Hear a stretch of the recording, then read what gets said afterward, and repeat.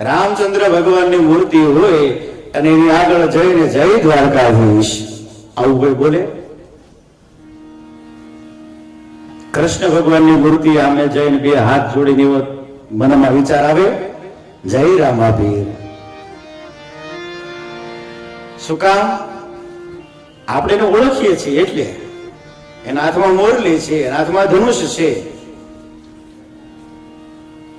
પણ આ તો ઈ કોઈ નહોતા ને, ઈ પેલાની વાત છે. આ પરમાત્માની વાત કે ઈ તો પછી જન્મા, ઈ પેલા આ હતો. આ એની વાત છે.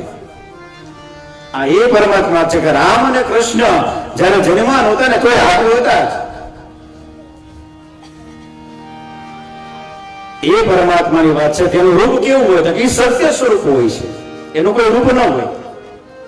રૂપ જ્ઞાન જેવું હોય છે, એનો કોઈ આકાર ન હોય.